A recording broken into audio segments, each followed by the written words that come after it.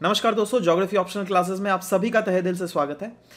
देख लेते हैं बहुत एक मेजर डाउट जो कि एक बच्चे ने पूछा था दैट सर 2 अटेम्प्ट्स मेरे निकल गए और ज्योग्राफी ऑप्शनल से नहीं हो पा रहा है, क्या उसको छोड़ दूं या फिर पकड़े रहूं। राइट, देखो दो आपके पास ऑप्शंस हैं, नो डाउट।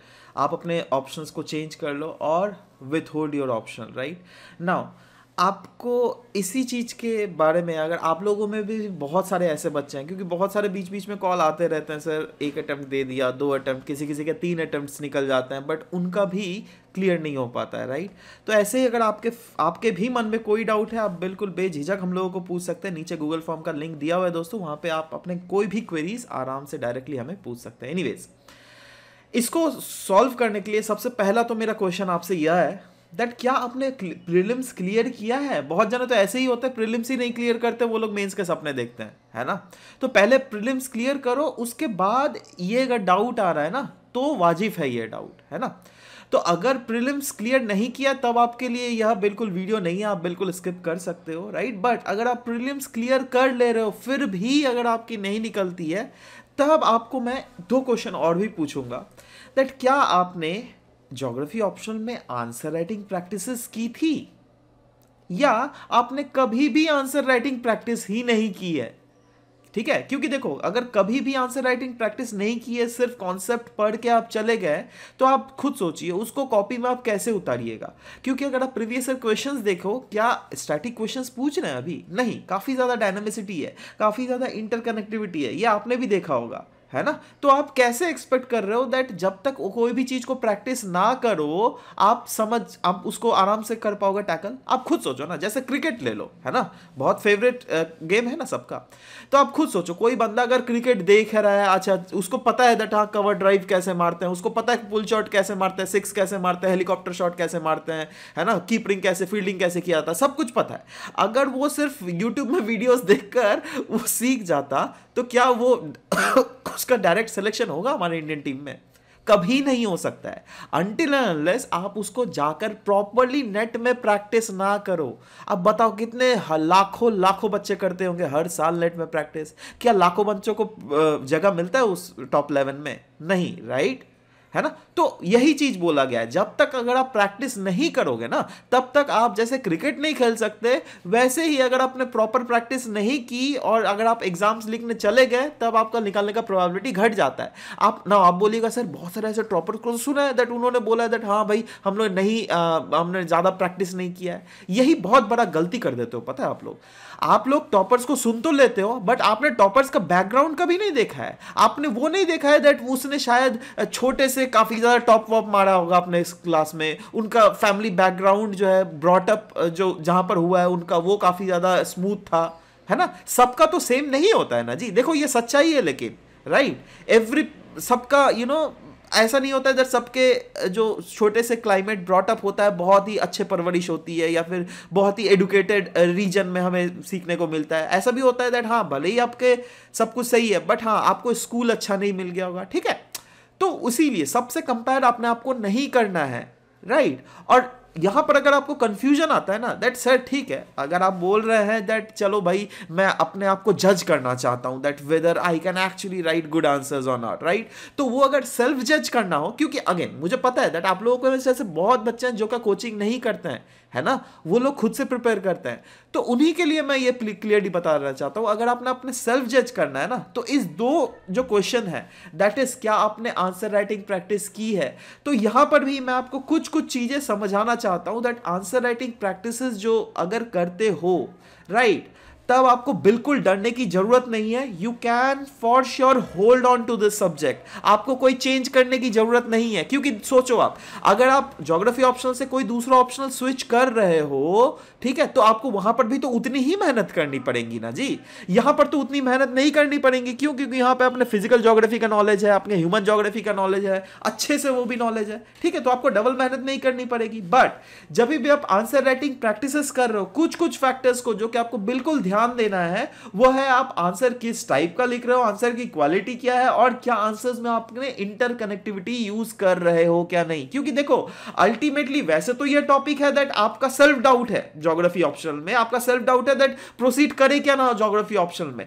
बट अगेन अगर आपको ये पेपर क्लियर करना है तो आंसर राइटिंग ही एकमात्र सॉल्यूशन है, आंसर राइटिंग के थ्रू ही आपको गुजरना पड़ेगा भैया, और कोई चारा ही नहीं है यहां पर, है ना। यहां पे एमसीक्यू टाइप क्वेश्चन नहीं पूछा जाता मेंस में, है ना। आंसर राइटिंग ही आपको करना पड़ेगा, इसीलिए मैं स्ट्रेस डाल रहा हूं आप लोगों को आंसर राइटिंग में that how to go about it. Now type of answer writing अगर बात करें तो दो टाइप के होते हैं, एक होता है जीएस का, एक होता है ऑप्शनल का। आप बहुत बार सुने होंगे सर पेपर 2 में जो है ऐसा क्वेश्चन लगा जीएस टाइप्स और लिख कर भी आ गया जीएस टाइप, ऐसा थोड़ा ना नंबर देंगे जी।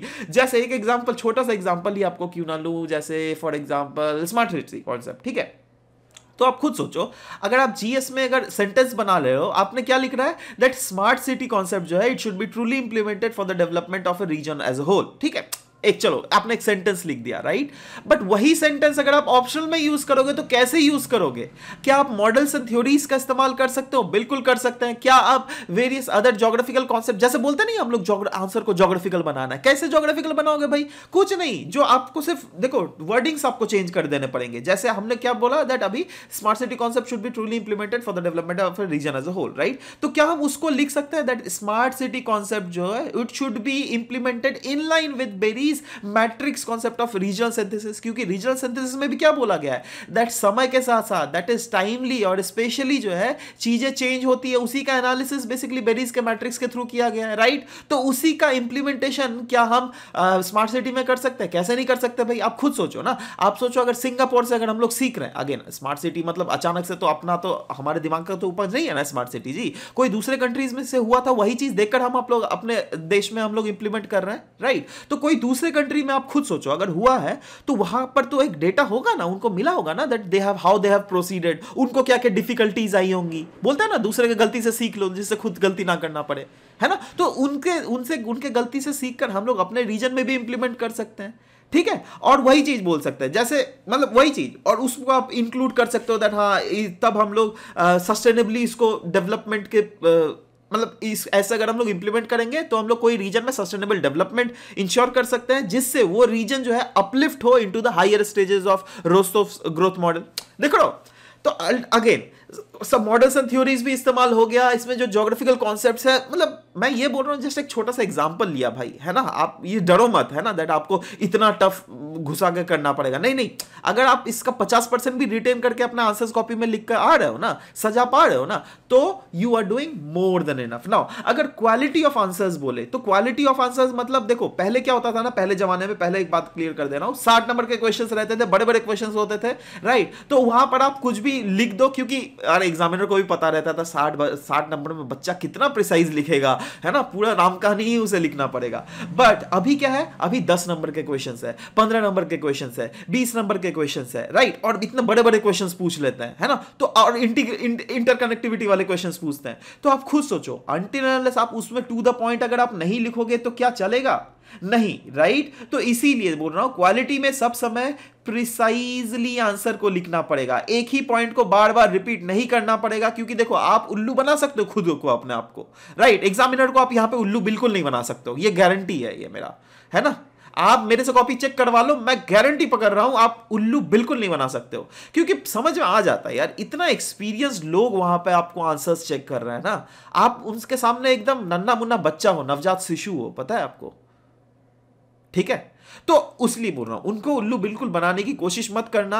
आप लोगों में से जो इंजीनियर्स है वो लोग तो ये लोग इस बात को अच्छे से रिलेट कर पा रहे हैं मेरे साथ, क्योंकि इंजीनियरिंग में क्या होता है ना, अपन लोग क्या करते हैं, एक ही आंसर्स को घुमा फिरा के कैसे भी बना लेते हैं, ठीक है। क्योंकि अल्टीमेटली मेन कॉन्सेप्ट चाहिए होता है, राइट। बट क्योंकि इतने बड़े आंसर्स लिखने होते हैं, फॉर्मेलिटी होता है, तो इसलिए घुमा फिरा के आंसर्स अपन लिख कर आ जाते हैं, है ना, 1-2 दिन के तैयारी में। बट वो चीज यहां पर तो इंप्लीमेंट नहीं कर पाओगे ना जी, यहां पर अलग ही लेवल का होता है यहां पर चेक, ठीक है। यहां पे आप समझ लो दुनिया के best of the best teachers, best of the best persons जिसके पास उस सब्जेक्ट का कॉम्पिटेंसी हो, वो चेक करता है ये, है ना, तो कोई एरू एरू नथु पैरू कोई ये लोग नहीं चेक करता है, ठीक है, तो उनको बिल्कुल उल्लू आप नहीं बना सकते हो, राइट।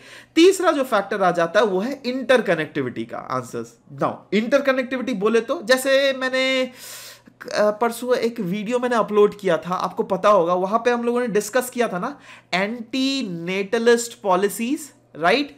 तो एंटी नेटलिस्ट जब पॉलिसी के हम लोगों ने बात बोला और सिर्फ क्वेश्चन में यही लिखा हुआ था, राइट, तो उससे आपको डिकोड कर लेना है दैट ये पॉपुलेशन ज्योग्राफी का टॉपिक है ना। ये हम जब एंटी नेटलिस्ट पॉलिसी बोल रहे हैं मतलब ये उन रीजन्स में बोल रहे हैं जो क्या ओवर पॉपुलेटेड रीजन है, क्योंकि अंडर पॉपुलेटेड रीजन में तो प्रो नेटलिस्ट पॉलिसीज होते हैं, ऑप्टिमम पॉपुलेटेड रीजन में तो ऐसा कोई ज्यादा पॉलिसी का जरूरत नहीं होता क्योंकि वहां ऑप्टिमम पॉपुलेशन होता है। बट हाँ, ओवर पॉपुलेटेड वाले रीजन में लेकिन एंटी नेटलिस्ट पॉलिसीज, तो देखो क्वेश्चन में सिर्फ आपको एंटी नेटलिस्ट पॉलिसी दिया हुआ है, राइट, बट उससे आप डिकोड कर ले रहे हो दैट हाँ भाई ओवर पॉपुलेटेड वहां पर रीजन है। उसके एग्जांपल्स भी आप समझ गए, इंडिया चाइना, और इंडिया चाइना में किस किस टाइप के पॉलिसीज एंटी नेटलिस्ट पॉलिसीज, जैसे इंडिया में जो है आपका स्टेरिलाइजेशन कैंपेन हुआ था 1970s में, ठीक है, चाइना में जो है वन चाइल्ड पॉलिसी था, ठीक है।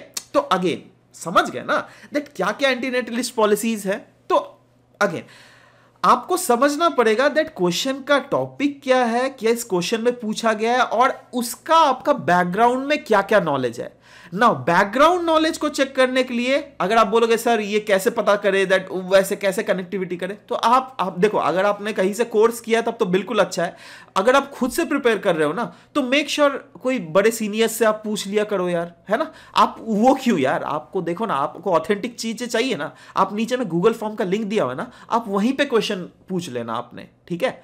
मैं जितना जल्दी हो सके आपके क्वेरीज को सॉल्व कर दूंगा।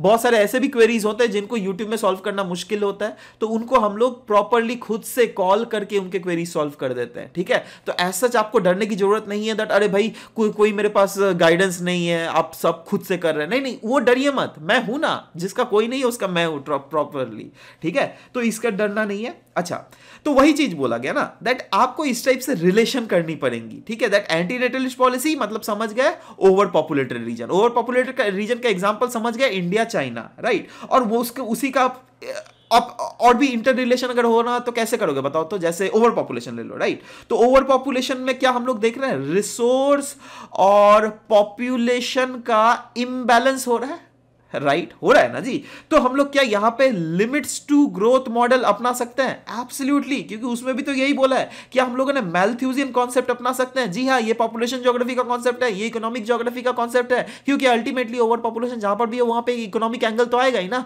तो वहां पे लिमिट्स टू ग्रोथ मॉडल तो आप लगा ही सकते हो ना। तो देख रहे हो कैसे आप इंटरकनेक्टिविटी कर रहे हो ना। सच बता रहा हूं दोस्तों, इस टाइप की इंटरकनेक्टिविटी आपको अगर करना है ना, पढ़ना पड़ेगा चीजों को प्रॉपरली, और अगर आपके पास देखो, अगर आपके पास प्रॉपरली कोई मेंटोर नहीं है ना, we are there for you दोस्तों। आप भी स्मार्ट रैंकर्स ऐप डाउनलोड कर सकते हैं गूगल प्ले स्टोर से, और वहां पर जो है कोर्सेज को भी बिल्कुल मिल रहा है बहुत ही अफोर्डेबल रेट्स में, आप वहां पे एक्सेस भी कर सकते हो, राइट। अगर आपको नहीं करना है, खुद से करना है, तो मेक श्योर दैट जो भी टॉपिक दिया हुआ है, राइट, उसके पास के क्वेश्चंस उठा लो, राइट, और क्वेश्चंस को देखो दैट क्या क्या पूछा हुआ है। एटलीस्ट आपके पास अगर उतना भी नोट्स है ना, तो भी आप समझ जाना दैट आपका 80% जो प्रिपरेशन है वो 100 मतलब हो जा रहा है, राइट। बट अगेन बार बार कोशिश करना दैट 80% को कैसे 100%, क्योंकि देखो अल्टीमेटली आपको खुद का तो 100% देना है ना जी, है ना। खुद का 100% दोगे तो कहीं ना कहीं प्रोबेबिलिटी बहुत ज्यादा बढ़ जाता है, ठीक है। तो वही चीज देख लिया यहां पे एक, चलो ये तो एक एग्जांपल रहा दैट एंटी नेटलिस्ट पॉलिसी मतलब कैसे हम लोग इसको रिलेट किए। अब कोई दूसरा एग्जांपल ले लो, जैसे for example agriculture, right, agriculture, है ना। अब अगेन इस टॉपिक को कैसे रिलेट कर सकते हो, क्या आप वॉन थ्योरम का एग्रीकल्चर लोकेशन मॉडल अपना सकते हो, एब्सोल्युटली। क्या आप विटिसले क्लासिफिकेशन अपना सकते हो, एब्सोल्युटली। क्या आप एग्रो इकोलॉजिकल रीजन का क्लासिफिकेशन अपना सकते हो, एब्सोल्युटली। क्या आप माइक्रो क्लाइमेटिक कंडीशंस कैसे डिफर करते हैं जिसके कारण एग्रीकल्चर वहां पे अलग होता है, तो वो आप अपना सकते हो, एब्सोल्युटली ना। देख लो, अब देखो मैं क्या आपके सामने कुछ लिखा हुआ हूं, ऐसे पहले से लिखा हुआ है जिसको मैं पढ़ रहा हूं, नहीं, राइट। ये ऑटोमेटिकली दिमाग में स्ट्राइक कर रहा है मेरा, राइट। क्यों? क्योंकि मैं वो चीज पढ़ाते रह रहा हूं आपको कंटिन्यूअसली, है ना। तो ऑब्वियस सा बात है, जब भी पढ़ाऊंगा तो ऑब्वियस सा बात है उससे इंटरलिंकिंग भी मैं करवाते रहूंगा ना, है ना। तो बट यही चीज आपको अपने आप में डेवलप करना है, मेरा तो डेवलप हो गया है, मेरा तो कोई टेंशन नहीं है, आपको डेवलप करना है वो चीज, राइट, और आपको उसी चीज पर मेहनत करना है ना। अब आपको लगेगा सर बोल तो दिए, तो देखो भाई मैंने बोल दिया, मेरा काम बोलने का था, और आपने सुन लिया, राइट। अब बोलना पता है बहुत इजी होता है, दैट अच्छा अच्छा ऐसे कर लो, है ना, आप भी सुन लिया, अरे अच्छा वाह ये तो बहुत मुझे रामबाण इलाज मिल गया इसका, है ना, मतलब ब्रह्मास्त्र जिसको बोलता है ना, आराम, अब तो ज्योग्राफी ऑप्शन निकलना ही है। देखो बोलना इजी है, सुनना इजी है, बट उसको एक्चुअली रियल लाइफ में इंप्लीमेंट करना ना, वो प्रॉब्लम हो जाता है, पता है, ट्रस्ट मी, ये प्रॉब्लम हो जाता है। तो इसीलिए अगर आप अनटिल एंड अनलेस प्रैक्टिस नहीं करोगे, है ना, देखो पहले बहुत ज्यादा गलती करोगे, आप बहुत ज्यादा गलती करोगे, है ना। मेक श्योर दैट आप अपने दोस्तों से चेक करवाओ, दोस्तों से अगर नहीं चेक करवा रहे हो तो हमारे भी आंसर राइटिंग कोर्सेज आप ज्वाइन कर सकते हो, वहां से चेक करवा के खुद आप अपने एनहांस कर सकते हो आंसर राइटिंग का मॉड्यूल, राइट, कैसे हो रहा है, राइट। तो वही चीज बोल रहा हूं दैट पहली बात तो आपको एम करना पड़ेगा, आंसर राइटिंग को ज्यादा से ज्यादा फोकस करो, राइट। और अगर आपने कभी भी आंसर राइटिंग नहीं की है, ये दूसरा वाला ऑप्शन था, तो आपको ये वाले पहले वाले ये सारे प्रोसेस अपनाने ही पड़ेंगे, there is no way out, है ना। अपने आप को ऐसा समझ समझो, अरे भाई वो टॉपर अगर कर सकता है तो हम कर सकते हैं, हाँ वो अलग समझो दैट, हाँ वो अगर एग्जाम निकाल सकता है तो मैं भी निकाल सकती हूं या फिर सकता हूं, बट ऐसा मत सोचो दैट उसने अगर प्रैक्टिस नहीं किया है तो मैं भी नहीं प्रैक्टिस करके जाऊं और आंसर में एकदम हीरो हीरो या फिर हीरोइन बन जाऊंगा, ना ना, ऐसा पॉसिबल नहीं है ना। तो इसलिए सब समय प्रैक्टिस करो, ज़्यादा से ज़्यादा प्रैक्टिस करोगे तो ही आपका जो ये सेल्फ डाउट क्रिएट हो रहा है ना, दैट ज्योग्राफी ऑप्शनल में आपको कंटिन्यू रखना है क्या नहीं, या फिर जो भी प्रॉब्लम दैट हाँ 2 अटेम्प्ट्स या फिर 3 अटेम्प्ट्स हो गए हैं पर आपको प्रॉब्लम हो रहा है, तो ये प्रॉब्लम नहीं आएगी। और कहीं ना कहीं आप ये जो ज्योग्राफी ऑप्शनल है इसको होल्ड करके रखोगे, है ना, छोड़ोगे नहीं, क्योंकि छोड़ोगे ना आपको उल्टा डबल बर्डन और भी एक्स्ट्रा बढ़ जाएगा। और ये मैं सभी ऑप्शनल्स के साथ यही बोलता हूँ बच्चों को, बहुत समय बच्चे ये भी पूछने आता है दैट सर मेरा ये ऑप्शनल है, हिस्ट्री ऑप्शनल है या फिर सोशियोलॉजी ऑप्शनल है, क्या उससे मैं इधर स्विच कर लूँ, मेरे को ज्योग्राफी पढ़ने में मजा आता है। मैं बोल देता हूँ भाई देखो, अगर मैं एज ए एडुकेटर मैं बोलूंगा तो मैं चाहता ही हूँ दैट आप वो पढ़ो, राइट, बट आपके भलाई के लिए मैं बोलूंगा दैट आप अगर चेंज कर रहे हो तो बार बार सोच लो दैट क्या आपको ये एक्चुअली में ज्योग्राफी लेना है, या फिर आप ऐसे लोग बोल रहे हैं दैट ज्योग्राफी इजी है तो इसलिए ज्योग्राफी में ले लो, नहीं नहीं, ऐसा कभी मत करना, राइट। जो आपको मन भाता है वही आपको सब्जेक्ट लेना है, राइट। और दोस्तों एज यूजुअल जब ज्योग्राफी ऑप्शनल क्लासेस अगर आपको ऑनलाइन एक्सेस करनी है तो हमारे भी क्लासेस चलते हैं दोस्तों सब्सक्रिप्शन बेसिस पे, आप इंग्लिश की क्लासेस भी सब्सक्राइब कर सकते हो, आप बाइलिंगुअल क्लासेस भी सब्सक्राइब कर सकते हो, राइट।